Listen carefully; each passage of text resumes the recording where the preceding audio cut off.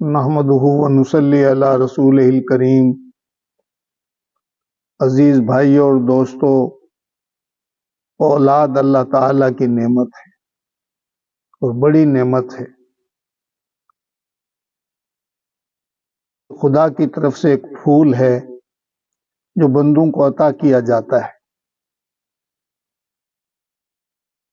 یہ ایک میٹھا پھل ہے جو اللہ پاک عطا فرماتے ہیں۔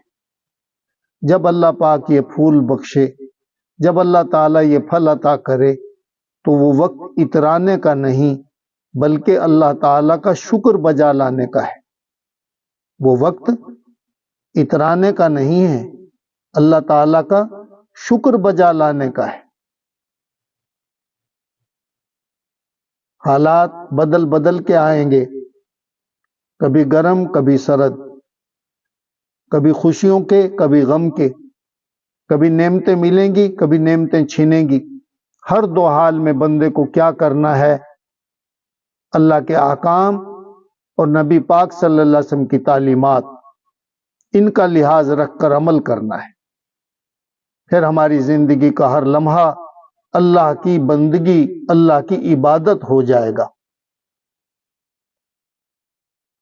شاعر نے کہا، ظفر آدمی اس کو نہ جانیے، ظفر آدمی اس کو نہ جانیے گا، چاہے وہ ہو کتنا ہی صاحب فہم و ذکا۔ جسے عیش میں یاد خدا نہ رہی اور تیش میں خوف خدا نہ رہا۔ تو میرے بھائی اور دوستو، جب کوئی شادی ہوتی ہے اور 2-4 سال دلہن کو امید نہ ہو بچے کی تو دونوں خاندان پریشان ہو جاتے ہیں۔ اللہ پاک اپنے کرم سے امید ظاہر فرما دیں اور یہ پھول جھولی تک پہنچا دیں تو خوشیاں بانٹتے ہیں، اور بانٹنی چاہیے۔ لیکن ہوتا یہ ہے کہ خوشی کے اس پرمسرت موقع پر سب کو خوش کیا جا رہا ہے، سب کو خوشیوں میں شامل کیا جا رہا ہے، یہاں تک کہ خسروں کو بھی خوش کیا جا رہا ہے۔ اور اگر خوش نہیں کیا جا رہا ہے، اور اگر کسی کو اس خوشی میں شامل نہیں کیا جا رہا ہے، اور اگر کسی کو اس خوشی میں بھلا دیا گیا ہے، وہ اللہ اور اس کا رسول ہے۔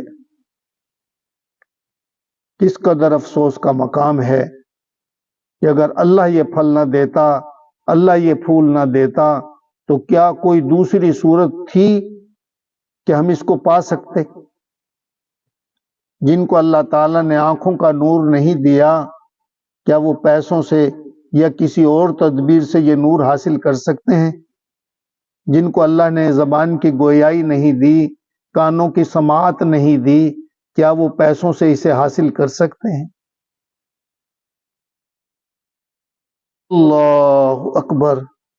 جو لوگ اللہ تعالیٰ کی نعمتوں کا شکر بجا لاتے ہیں، اللہ تعالیٰ کی یہ پاکیزہ عادت ہے، یہ سنت اللہ ہے کہ اللہ ان پر اپنی نعمتوں کی برسات فرما دیتے ہیں، ان پر اللہ اپنی نعمتیں زیادہ کر دیتے ہیں۔ میرے بھائیوں، سوچنے کی بات ہے، ہم کل بیٹا تھے، کل میں بیٹا تھا، آج باپ بنا ہوں۔ کس نے بنایا؟ اللہ نے بنایا ہے۔ آپ بنتے ہی جذبے بدل گئے، تک بیٹا تھے جذبے اور، آج باپ بنتے ہی جذبہ اور ہو چکا ہے۔ ان پڑھ باپ یہ تمنا رکھتا ہے میرا بیٹا پڑھا لکھا ہو، غریب باپ غریب ماں یہ تمنا رکھتی ہے کہ میری اولاد مالدار ہو، بیمار لاچار ماں باپ یہ آرزو رکھتے ہیں کہ ہماری اولاد صحت مند ہو۔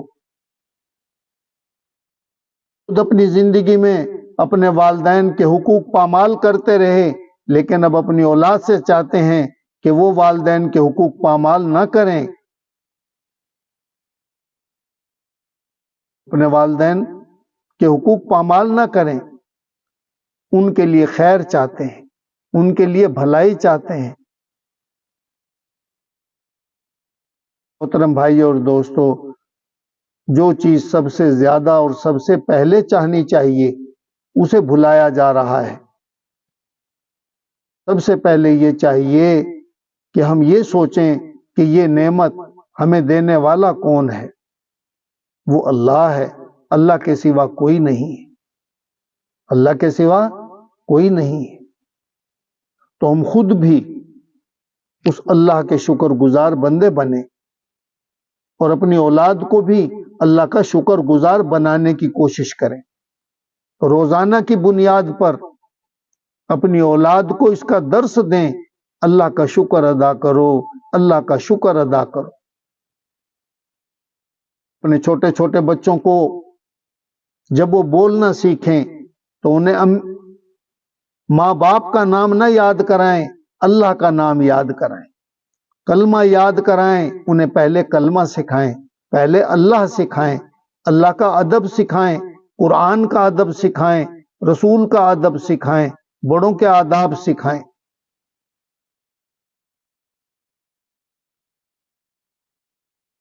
نماز کا وقت ہو تو اپنے بچوں کے منہ ہاتھ دھلوائیں، انہیں اپنے ساتھ مصلوں پہ کھڑا کریں، ان کو رکوع سجدے کرائیں ان سے، اور ان کے ننھے منھے ہاتھ، ان کے معصوم ہاتھ اللہ کے سامنے اٹھوائیں، ان سے دعا منگوائیں۔ ان معصوم بچوں کا واسطہ دے کے خدا سے خیر مانگیں۔ اس گھر میں یہ ماحول قائم ہو جائے گا، شکر گزاری عام تام ہو جائے گی، اللہ رسول کا ادب ہوگا، نعمتوں کی برسات ہوگی۔ پہلی نعمت جو ملے گی قلب کا سکون، دل کا سکون۔ گھر چیزوں سے خالی، دل سکون سے بھرا ہوا ہوگا۔ نقشے نہیں ہوں گے، عزت ہوگی۔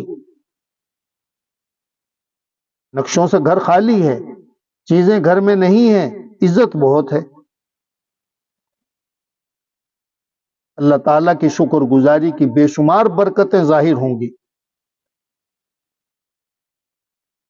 ہم اپنے بچوں کو اللہ کا ادب سکھائیں گے، قرآن کا ادب سکھائیں گے، رسول کریم صلی اللہ علیہ وسلم کا ادب سکھائیں گے، تو ہماری اور آپ کی آنکھیں دیکھیں گی کہ یہ بچے ہمارا ادب کریں گے، ہمارے ساتھ حسن سلوک کریں گے، ہماری خدمت کریں گے، اور ہمیں ان سے اپنی خدمت کی بھیک نہیں مانگنی پڑے گی، حسن سلوک کی خیرات نہیں مانگنی پڑے گی۔ بغیر سوال کے، بغیر ہمارے طلب کیے ان کی طرف سے ہدیے آئیں گے، خدمت کے ہدیے، حسن سلوک کے تحفے، برسات ہو جائے گی۔ جب اللہ اولاد عطا کرے اس وقت میں اللہ کے کیا احکام ہیں، رسول صلی اللہ علیہ وسلم کی کیا تعلیمات ہیں اولاد سے متعلق، آج اس کا مذاکرہ ہے۔ اس بارے میں اللہ کا دین کیا کہتا ہے؟ بچہ کی ولادت پر ایک دوسرے کو مبارکباد دیا کرو، یہ مستحب عمل ہے۔ اللہ تبارک و تعالی نے اسماعیل علیہ السلام کی پیدائش سے پہلے حضرت ابراہیم علیہ السلام کو ان الفاظ میں خوشخبری دی: فَبَشَّرْنَاهُ بِغُلَامٍ حَلِيمٍ، پس ہم نے انہیں ایک بردبار بچے کی بشارت دی۔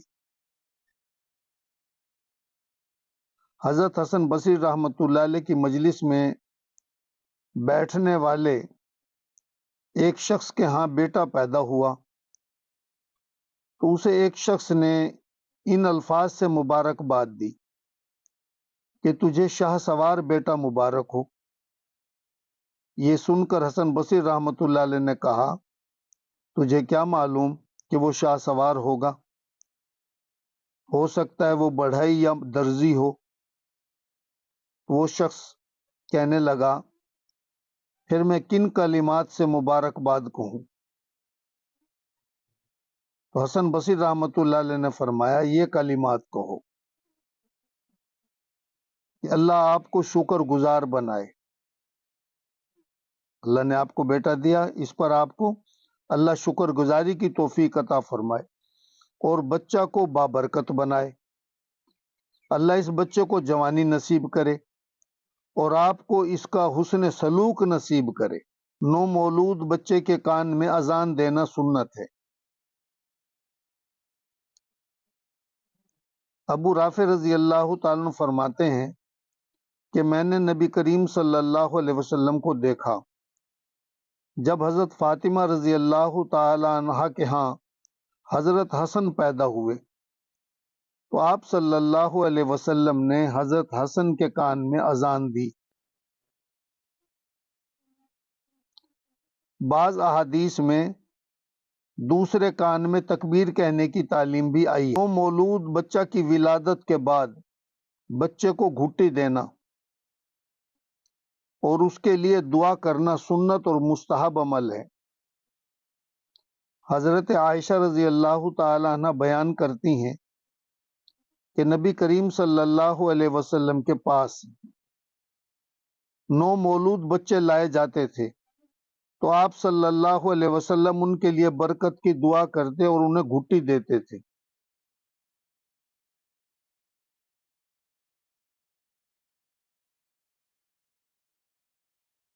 بخاری و مسلم میں ہے کہ حضرت اسماء بنت ابو بکر رضی اللہ تعالی عنہ بیان کرتی ہیں کہ جب انہوں نے عبداللہ بن زبیر رضی اللہ تعالی عنہ کو جنم دیا تو وہ انہیں لے کر آپ صلی اللہ علیہ وسلم کے پاس آئیں اور آپ صلی اللہ علیہ وسلم کی گود میں رکھ دیا۔ آپ صلی اللہ علیہ وسلم نے کھجور منگوائی، اسے چبایا، پھر بچہ کے منہ میں لعاب ڈالا۔ چنانچہ سب سے پہلی چیز جو اس بچہ کے پیٹ میں داخل ہوئی وہ آپ صلی اللہ علیہ وسلم کا لعاب تھا۔ اس کے بعد آپ صلی اللہ علیہ وسلم نے انہیں کھجور کی گھٹی دی اور ان کے لیے برکت کی دعا فرمائی۔ سمرہ بن جندب رضی اللہ تعالیٰ عنہ سے روایت ہے کہ نبی کریم صلی اللہ علیہ وسلم نے فرمایا ہر بچہ اپنے عقیقہ کے ساتھ گروی ہے، 7ویں دن اس کی طرف سے جانور ذبح کیا جائے اور اس بچے کا سر منڈایا جائے اور اس کا نام رکھا جائے۔